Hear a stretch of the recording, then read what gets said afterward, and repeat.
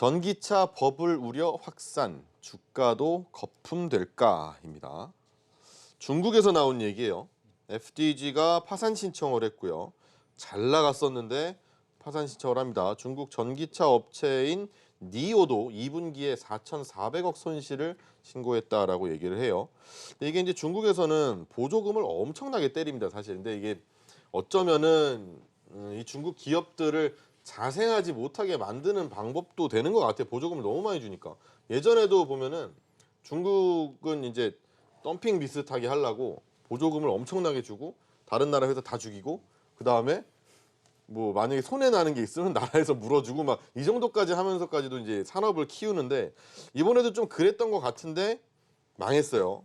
그래서 투자는 어마어마하게 돼 있고 공장도 어마어마하게 지어놨는데 이게 매출이 안 나오니까 망해버린 거죠. 그래서 이거 이후로 이제 혹시나 대한민국에서도 이 전기차라는 거 물론 굉장히 앞으로 막 핑크빛 전망을 하고 있다가 이게 꺾이는 거 아니냐라는 우려들이 좀 있는 것 같아서 대화를 좀 해보려고 합니다.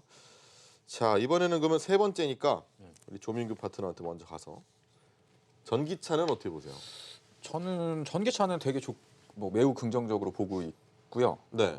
일단 이제 중국에서의 상황을 좀 말씀을 드리자면 네. 중국이 전기차를 육성하는 데 있어서 가장 중요한 부분이 뭔지 아세요? 아니요. 중국이 엔진을 못 만들잖아요. 자동차 그쵸, 네, 엔진을. 네. 그러니까 배터리랑 모터만 연결하면 자동차를 굴러가게 할 수 있으니까 중국에서 전기차를 그렇게 세게 민 거거든요. 네. 엔진을 개발하려면 이제 오랜 기간이 필요하고 그쵸. 이제 네. 워낙에 이제 직접적인 부분들이 문제가 될 수 있고, 그리고 앞서 잘 말씀해 주셨던 것처럼 이제 중국이 이제 민간 기업들을 육성하는 데 있어서 대부분 이제 보조금, 회사를 네. 만들 때도 보조금을 해주고 판매가 돼도 또 보조금을 해주고. 그쵸. 우리나라도 사실은 전기차나 뭐 이렇게 친환경차는 보조금을 지원해 주지 않을까. 네. 왜냐하면 가격이 비싸기 때문에 원래 일반적인 내연기관차보다 실제 판매가는 비싸죠. 근데 그쵸, 보조금을 네. 받다 보니까 약간 가격이 싸다라는 인식 때문에 이제 판매가 되어지는 건데, 일단 제가 이제 그 우리나라에서도 우리나라 하면 그 완성된 차를 만드는 회사가 이제 뭐 현대차, 기아차, 뭐 쌍용차 뭐 이런 정도 수준이잖아요. 네. 그러면 그 대형 자동차들이 만드는 전기차하고, 네. 근데 이제 중소기업에서도 전기차를 하겠다고 뛰어드는 기업들이 꽤 몇 군데가 있습니다. 몇 군데가 있는데 그 회사들을 보면 사실은 지금 상당히 어려울 거예요. 그쵸. 사실은 뭐 잘 될 줄 알고 시작을 했는데, 물론 지금 도로에 다니는 어떤 이런 그 일반적인 자동차의 모양이 아니라 조금 작은 네네. 규모의 네. 어떤 자동차 같은 걸 만든다고 했지만 실질적으로 매출이 막 크게 올라오거나 이런 상황이 안 됐기 때문에 결론적으로는 중국도 저는 비슷한 케이스라고 보거든요. 네. 그러니까 과거에 태양광을 할 때도 중국에서 엄청난 보조금을 지원하고 했었지만 결론적으로는 별로 성공을 하지 못했고, 네. 근데 대신 전기차라고 하는 거는 자동차잖아요. 결론적으로는. 그래서 저는 이제 좋다라는 의견에서 말씀드리고 싶은 건, 이건 이제 시간이 지나면서 과도기가 생기고 경쟁이 심화됐었던, 그러니까 갑자기 전기차를 만드는 기술이 그렇게 어렵지 않다 보니 부품만 있으면 조립해가지고 만들어낼 수 있는 제품이라는 거죠. 네. 그러니까 쉽게 접근할 수 있었는데 시간이 지나면서 경쟁이 심화되면 결론적으로는 자본이 세거나 아니면 기술력이 강하거나 이런 회사들만 이제 살아남아서 그러한 회사들끼리 이제 시장을 재건해 나가는, 그쵸. 그러한 과도기에 진입을 했다라고 보고 있고, 사실 가장 중요한 건 중국이 아니라 글로벌 완성차 업체들이거든요. 뭐냐면 뭐 예를 들어서 뭐 일본의 도요타라던가 뭐 폭스바겐, BMW 뭐 이런 회사들이 이제 제대로 된 멋있는 전기차 이런 것들을 만들어야 되는데, 사실 중국의 전기차가 중국 내에서 돌아다닐 수 있다고 쳐도 과연 중국 전기차가 우리나라로 넘어왔을 때 사시겠어요? 제가 볼 때 안 살 것 같고요. 약간 색안경이 있잖아요. 뭐 차가 좋다 나쁘다를 떠나서 그냥 중국 차라고 하는 나쁘지 어떤 않을까요? 인사. 그러니까 예를 들면 대신에 뭐 폭스바겐, BMW, 벤츠가 전기차를 내놨다. 네. 왠지 그러면, 사고 싶긴 해요, 네. 더. 네. 괜찮을 것 같아라는 생각을 가질 수 있거든요. 현대차도 마찬가지일 거고, 그쵸, 네. 국산차도 마찬가지일 거고. 그래서 지금은 어떻게 보면 조금 쉽게 접근할 수 있었던 산업의 생태계가 초창기의 모습을 거쳤다가 경쟁력이 없거나 기술력이 떨어지는 회사들이 도태되고, 진짜들이 이제 서서히 치고 나가면서 그 시장을 다시 이렇게 제대로 만들어 나가는 그러한 과도기라고 보는 게 맞을 것 같고요. 그러니까 사실 그리고 전기차 같은 경우에는 마진이 그렇게 많이 갖고 갈 수가 없어요. 왜냐하면 배터리 사야 되고 이제 모터도 사야 되고, 그쵸, 그걸 네. 조립해가지고 조립 마진을 먹는 정도의 수준이기 때문에 마진 자체에 대한 부분을 크게 갖지 않다고 한다면 사실 전기차의 가장 핵심은 모터와 배터리죠. 그렇죠. 그럼 이제 우리나라에서 배터리를 잘 만드니 배터리 업체들은 사실은 조정심하다 매수에 대한 관점으로 보는 게 맞을 것 같고 네. 그 이유는 올해 하반기와 내년서부터가 이제 글로벌 완성차 업체들이 제대로 된 전기차를 2개, 3개씩 모델씩 출시를 하게 되거든요. 이제 그에 따라서 수요가 증가될 수 있는 거고 지금 현재 전기차 산업을 중국 몇 개 업체들이 도산했다고 해가지고 뭐 버블에 대한 우려다 이렇게 보는 거는 조금 너무 빠른 시각이 아닌가 이렇게 보고 있습니다. 자, 그래요. 뭐 중국에서 일단은 망하는 이런 도산하는 기업들이 좀 나오고 있는데 사실 뭐 그렇죠. 이 전기차라는 게 말씀하셨지만 마진이 그렇게 엄청나게 나오는 게 아니라 완전히 새로운 트렌드로 시장이 재편되면 전기차가 너무 많이 팔릴 거기 때문에 그걸 먹으려고 들어오는 싸움이거든요. 그런데 이제 기술력이 없거나 뭐 이런 경우에는 아무래도 도태될 수밖에 없는 거고 그게 걸러지는 와중이다라는 말씀을 해주셨고 우리나라에 있는 기업들은 사실 배터리 쪽에서는 특히 더 기술력도 풍부하고 이러기 때문에 혹시나 조정이 있다고 하더라도 충분히 우리가 뭐 길게 기다릴 수 있다면 얼마든지 투자를 해도 좋은 정도의 분위기이다라고 얘기를 해주셨어요. 강준혁 파트너 어떠세요? 중국은 버블이 맞죠. 근데 우리는 뭐 비누도 안 풀었는데 무슨 버블이 맞잖아요. 아, 요새 되게 이런 뭐 비유? 아니 중국 점점 세지고 있는데. 중국은 사실은 다시 전기차는 한번 말씀해요. 비누도 안 풀었다고 비누도 안 풀었는데. 들으신 분들이 거품이 뭐 이런 생각이 일단 들고요. 일단 중국 같은 경우에도 네. 지금 전기차 관련된 종목군들이 밀리면 저는 중국에 투자하시는 분들도 대기업들 같은 경우에는 보셔도 된다 이렇게 또 생각은 합니다. 이게 네네. 왜 그러냐면 중국은 전기차가 끝이 났어요. 이미 성숙 단계에 이미 들어가는 거고 네. 우리는 이제 충전소 지으려고 하고 있는 거기 때문에 네. 중국이 버블이 생겼다고 우리도 버블이다 이렇게 생각은 하는 건 아닌 것 같고요. 그리고 중국 지금 관련 기업들이 보면은 이 리콜이 엄청 많아요. 얘들도 리콜이 엄청 많아서 이 리콜 부분하고 보조금 없어진 부분하고 매출이 좀 감소한다라고 하는 부분, 특히 이제 미중 무역 갈등 부분 생기고 난 다음부터 시작해서 중국의 자동차 판매량 자체가 옛날만큼 그렇게 좋지는 않거든요. 그러니까 당연히 얘네들이 거기에 보조금까지 없애 이래 버리니까 힘들어지는 건 당연하다 이렇게 생각이 들고요. 아까 말씀을 해주신 것처럼 저도 여기서 이제 일부 기업들이 이제 살아남는 기업들이 중국의 이제 전기 자동차 부분을 이제 이끌고 나갈 거기 때문에 지금 막 버블 터져가지고 막 회사가 어렵다라고 할 때 지금 당장은 아니지만은 중국 안에서도 전기차 관련된 종목군들 이제 관심 있게 보시는 것도 나쁘지는 않다 이렇게 생각이 들고요. 그러면 우리는 어떻게 할 거냐? 우리는 네네. 무조건 봐야죠. 우리는 일단 우리는 무조건 봐야죠. 네네. 전기차 그쪽이 어떻게 됐든 간에 그건 네. 그쪽 문제고 우리는 이제 정부에서 이제 막 밀고 있는 부분이기 때문에 네. 우리는 무조건 봐야 된다 이렇게 생각을 해볼 수 있을 것 같고요. 단지 이제 문제가 되는 게 우리나라 우리 2차 전지하고 ESS가 거의 동급이거든요. 네. 비슷해요, 그렇죠? 네. 2차 전지 관련된 회사가 사실은 ESS 관련된 회사고 다 하죠, ESS가 뭐. 네. 2차 전지 관련된 회사인데 저는 솔직히 이제 LG화학이나 삼성 SDI 부분은 좀 걱정을 하는 게 몇 개가 있습니다. 하나는 뭐냐면은 이게 어떻게 보면은 석유를 안 쓰고 전기차를 전기로 이제 가는 자동차를 만든다는 거고 여기에 핵심 부품이 아까 말씀해 주셨던 2차 전지하고 그리고 구동전지는 LG전자도 합니다. 일단은 그 두 가지가 이제 핵심 부품이 되는 건데 그럼 그게 돈이 된다는 걸 LG화학하고 삼성 SDI만 알까? 유럽에 있는 자동차 회사들은 모를까? 이걸 한번 생각을 해볼 필요성은 있죠. 그러면 현대차는 모를까? 이것도 한번 생각을 해볼 직접 하고 필요가 있죠. 말지.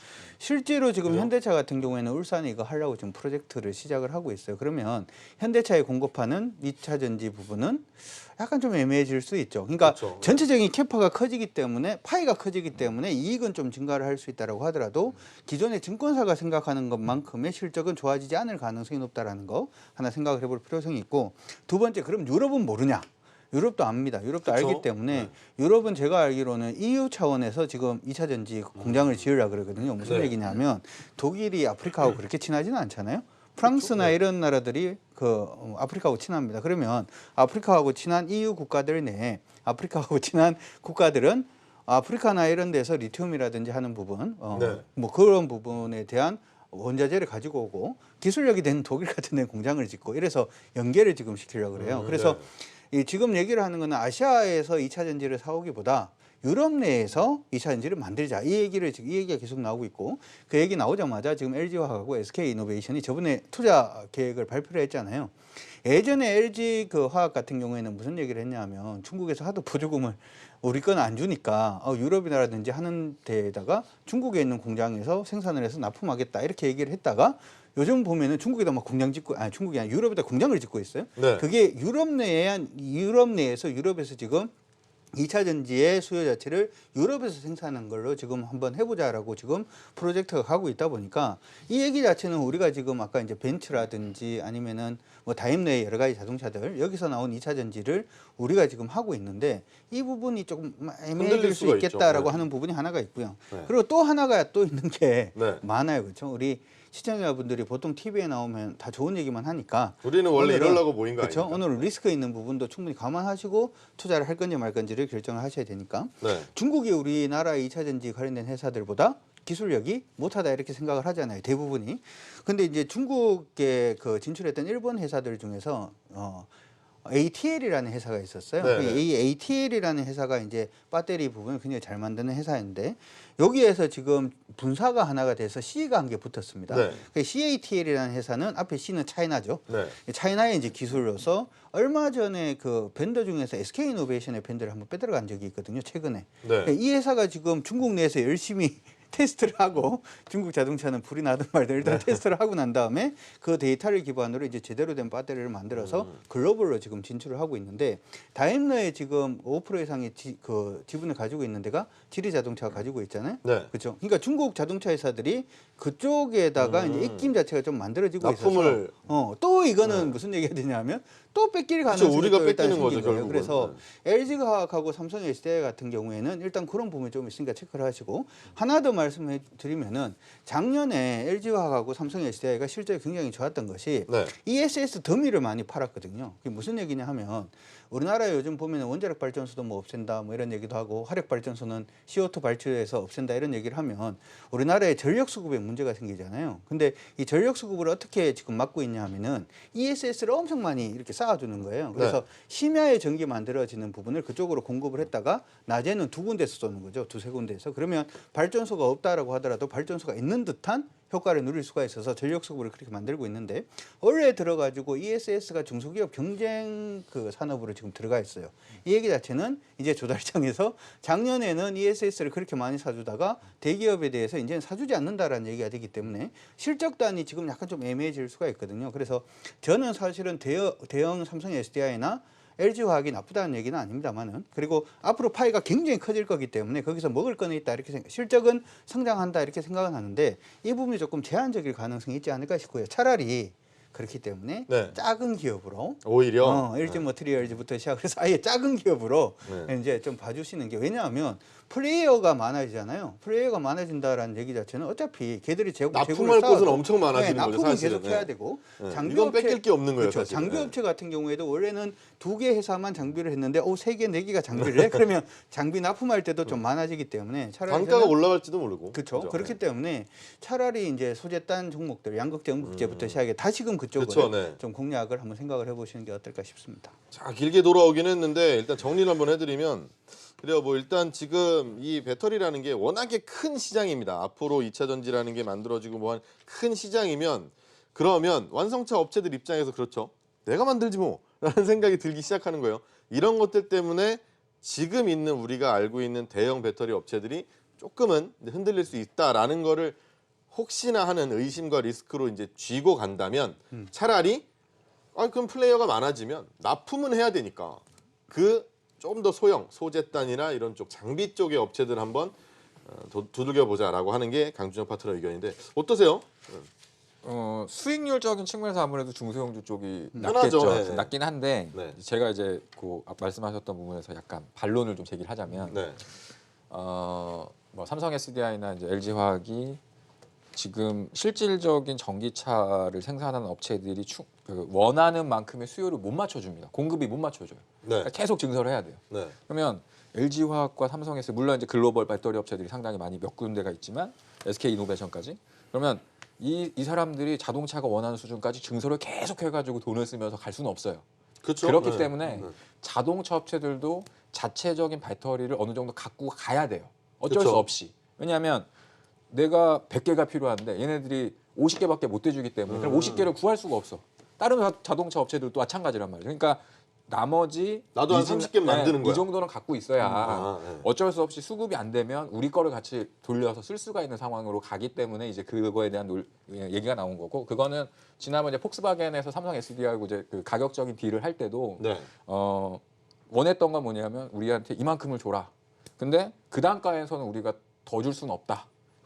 그러면 니네 거 안 쓰고 딴 애 거 쓸게. 이렇게 돼가지고 이제 물량이 축소됐다라는 것처럼 이렇게 얘기가 나왔었는데 핵심적인 건 뭐냐면 그만큼 수요가 많다라는 얘기거든요. 그쵸, 네. 그러니까 100개를 다 줄 수 있으면 우리한테 다 줘. 근데 100개를 다 주면 딴 애를 못 주잖아요.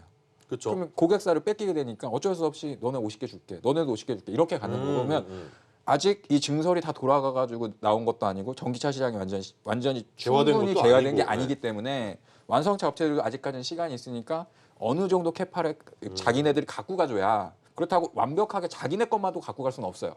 왜냐면 이게 나중에는 리스크가 될 수 있기 때문에. 네. 그러니까 그거에 대한 충당 작업이 필요한 거고 그렇게 따지고 보면 사실 2차 전지 배터리는 아직도 해야 될 것들이 아직도 한적하게 많은 거죠. 단 실질적으로 전기차가 아직 많이 안 팔리기 때문에 많이 이게 뭐 전년 대비 몇 배가 많이 늘었기 때문에 뭐 그 퍼센트는 많이 늘어난 것 같지만 실질적인 대수는 얼마 안 되니까 그죠. 전 세계 글로벌 판매량에 대한 부분에서 적지만 이게 어느 정도 파이가 생기고 예를 들어 전기차 의 어떤 그 판매 대수가 10% 이상으로 넘어가 버리면 이때부터는 사실은 이제 배터리 가격이 급격하게 급등할 가능성이 있거든요. 네. 그래서 이러한 악재가 나오거나 조정을 받고 있어요. 사실 지금 보면 수급이 없으니까 전기차 2차 전지 좋아지는 거 알면서도 주가가 안 올라가는 그쵸, 거예요. 그러니까 네. 먼저 들어가서 기다리기 싫으니까 안 살 뿐이지. 언젠지 모르니까. 이 정도 가격은 사실은 사서 기다리는 게 저는 맞다고 봐요. 중소형주를. 네, 중소형도 마찬가지고. 저 중소형도 괜찮아요. 근데 사실 뭐 방금 얘기하신 것처럼 뭐 대형주 단에서 우리가 생각할지도 해야 될지도 모르는 그런 뭐 리스크라고 할까요? 그런 것도 사실 이제 조민규 파트너가 볼 때는 괜찮다. 왜냐? 차이가 커질 거니까. 네, 어차피 이따만큼 파이 커질 거면 이 완성차 업체 입장에서는 나도 이제 좀 캐파가 있어야 그래야지 안정적인 운영이 좀 되는 거다 이런 거죠. 어차피 지금도 공급이 못 따라가는 걸 그렇다고 뭐 배터리 업체들이 완성차 업체들이 원하는 만큼 증설을 계속해서 나중에 뻥 터져버릴 수는 없는 노릇이잖아요. 그게 또 시간도 오래 걸리고 그런 면에서 완성차 업체들도 건드리는 것뿐이지 사실 그게 뭐 리스크가 될 정도는 제가 볼 때는 아니다라는 거죠. 이게 우리 석유 있잖아요. 네. 석유가 정말 중요한 게 물론 이제 석유 화학 제품에서 뭐 이것도 만들고 저것도 만들고 다 하니까. 근데 가장 중요한 것은 이건 자동차라든지 아니면 우리가 보통 건설 기계라든지 하는 부분에 대한 에너지원이 석유가 되면서 사실은 석유의 위상 자체가 굉장히 큰 거거든요. 제가 느낄 때는 이 부분에 대해서 생각을 해본다면 다른 데도 아마 대규모 투자를 하지 않을까 이렇게 생각을 하는데 뉴스프로를 계속 여러분들이 좀 체크를 하시는 건 필요해 보입니다.